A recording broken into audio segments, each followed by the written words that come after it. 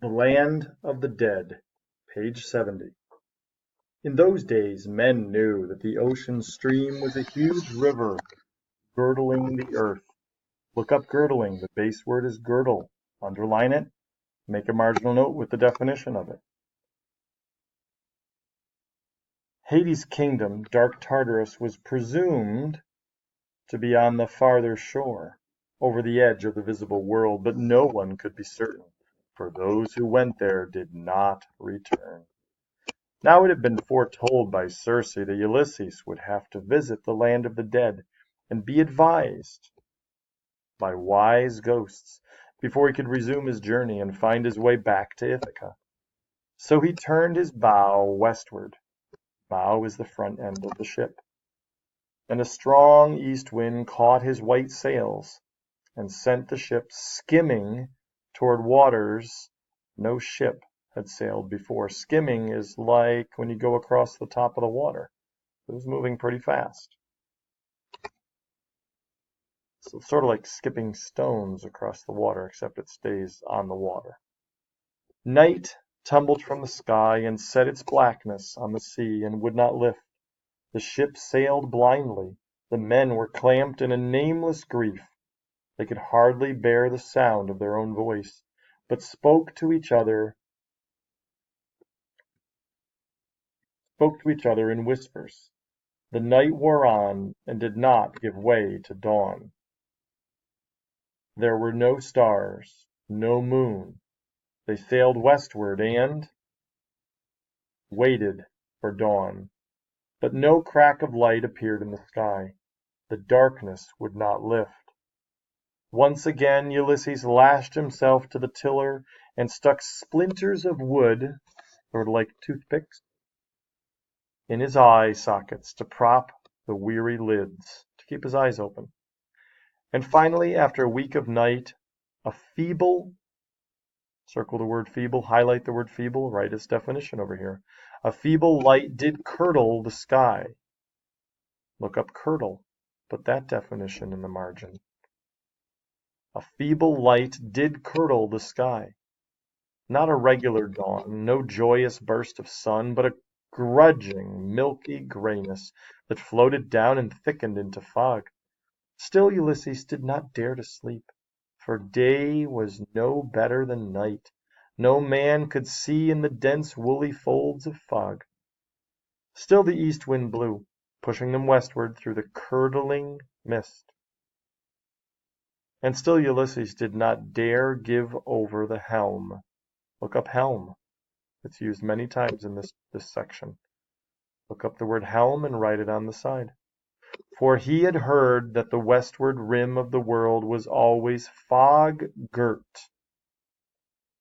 covered in fog, and was studded by murderously rocky islets, rocky small islands, where dwelt the Cimmerians, who waited quietly in the fog for ships to crack upon their shores and deliver to them their natural food.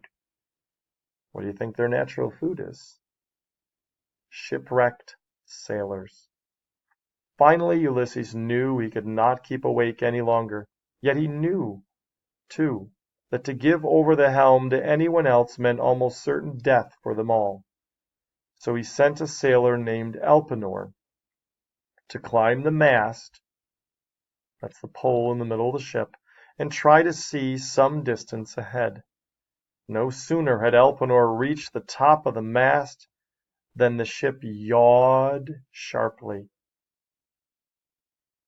So think of the water moving. What do you think yawing means? Write what you think yawing is. The base word is yaw in the margin.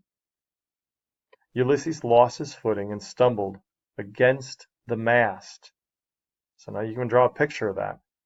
He hits the mast down here. Who's up at the top of the mast? Elpenor. No one saw Elpenor fall. The fog was too thick, but they heard his terrible scream and turned into a choking. His terrible scream turned into a choking gurgle, and they knew They knew that he had been shaken from the mast and had fallen into the sea and been drowned. No sooner had his voice gone still than the fog thinned. They could see from one end of the ship to the other. That's how bad it was before. They couldn't even see from one end of the ship to the other end of their own ship. The wet sails, the shining spar, each other's wasted faces. A white gull rose screaming and flew ahead of them. "Follow that gull," said Ulysses. "He will lead us where we must go." Over here in the margin, why does he know that? Why does he know that the white gull who just came screaming up out of the water would know where to go? Pause the audio and right over here, your marginal note, prediction. Then he stretched himself on the deck and went to sleep, whereupon the crew began to whisper among themselves that the gull was the spirit of their shipmate. What did you predict? Their shipmate Elpenor, and that Ulysses had shaken him from the mast purposely, as one shakes fruit from a tree, or shakes snow or rain off of a tree over a friend, so that he might fall in the water and be drowned, giving them the white flight of his spirit to follow to Tartarus. "He has murdered our shipmate," they whispered to each other, "as he will murder us all to gain his ends." But they did not dare say it loud enough to awaken Ulysses. All day they sailed, following the white flash of the gull, and when night came there were no stars and no moon, nothing but choking blackness.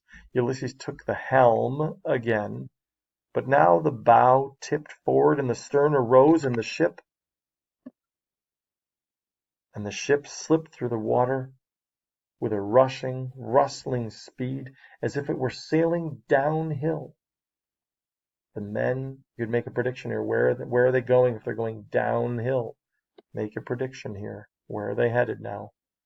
The men clung to the shrouds and wept. So they're crying, holding on to the sail of the ship as much as they can, groaned and pleaded with Ulysses to change course. You could highlight this word, to change direction. They don't want to go to the land of the dead.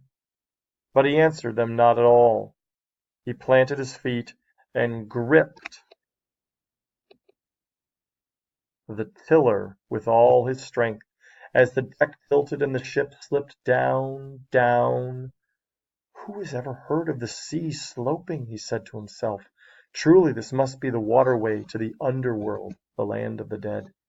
And we are the first keel, the first front end of a ship, to cut these fathoms." Look up fathoms, right in the margin. "May the gods grant we cross them again going the other way."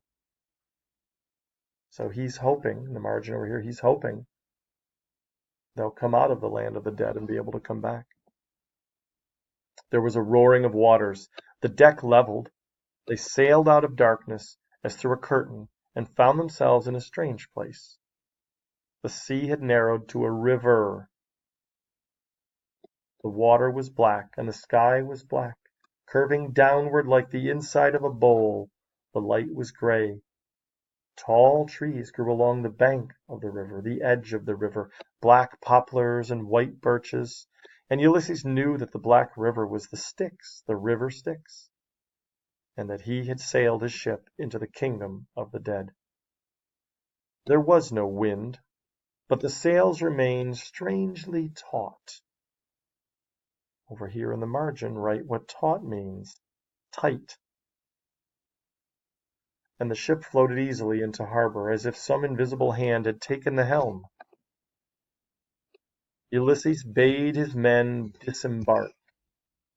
Disembark, highlight it, underline it. Embark means to get on the ship. So over here in the margin, write what disembark means. He led them past a fringe of trees, a little edge of trees, to a great meadow where black goats cropped black grass. by cropping meaning they are eating and cutting. They're cutting the grass and eating it with their mouths. He drew his sword and scraped out a shallow trench, then had his men cut the throats of 2 black goats and hold them over the trench until it was filled with blood. For it was ghosts he had come to counsel with, and ghosts, he knew, came only where they could find fresh blood to drink, hoping always to fill their dry veins. The meadow was still. No birds sang. There was no shrill of insects. The goats did not bleat. The men were too frightened to breathe. Ulysses waited, leaning on his sword, gloomily watching the trench of blood. Then he heard a rustling, and saw the air thicken into spouts of steam. Steamy shapes separated, heads and shoulders of mist, leaning over the trench to drink, growing more solid as they drank. One raised its head and looked at him. He shuddered. The base word here is shudder. Look it up. He's seeing one of them is looking at him. If you read on, you might get a sense of what shudder means. Write its definition over here. He shuddered. It was his mother, Anticleia. Greetings, mother. How do you fare? Poorly, son. I am dead, dead, dead. I kept telling you I would die one day, but you never believed me. Now you see. But do you see? Say you see. Has she drank enough blood to be able to be seen? A thin tittering arose from the ghosts and they spoke in steamy whispers. What are you doing here, man? You're still alive. Go and die properly and come back, and we will welcome you. Silence, cried Ulysses. I come for better counsel than this. I must find my way back to Ithaca, past the mighty wrath of a god who reaches his strong hand and swirls the sea as a child does a mud puddle, dashing my poor twig of a ship from peril to grim peril. I need good counsel to get home. Over in the margin you could write who the god is that's causing him all this trouble. Where is the sage Tiresias? Why is he not here to greet me? Coming, coming. He is blind, but he smells blood as far as any. Do not drink it all, save some for him. And Ulysses smote the ghosts with his sword, driving them back. So you could say what smote means. He pushed them away, cut the steam with his sword, whimpering, driving them back whimpering from the trench of blood. Why is he doing that? He wants to save some blood for Tiresias to drink. But then, striding across the meadow, came certain ghosts in armor. Ulysses bowed low. If he's bowing, who do you think they are? Right over here in the margin. Welcome, O fox of war, cried the ghost of Achilles. Tell me, do men remember me in Arcadia? The gods have not allowed me to set foot upon our dear islands, said Ulysses. But on whatever savage shore I am thrown, there are those who know the name of great Achilles. Your fame outshines all warriors who have ever handled weapons, and your son, Neoptolemus, is a hero too. Thank you, Ulysses, said the ghost of Achilles. Your words are fair and courteous, as always. Now, heed this. When you leave this place, you will sail past an island, where you will hear the voices of maidens singing, and the sound of their singing will be sweeter than memories of home. And when your men hear them, their wits will be scattered, and they will wish to dive overboard and swim to shore. And if they do, they will perish, for these maidens are a band of witch sisters, music-mad sisters, who lure sailors to the rocks so that they may flay them, skin them, take their skin off, and make drums. You could write that in the margin. To flay is to skin or take the skin off of something. You could flay a fish. And make drums of their skin and flutes of their bones. They are the Siren sisters. When you pass their shore, steer clear, steer clear!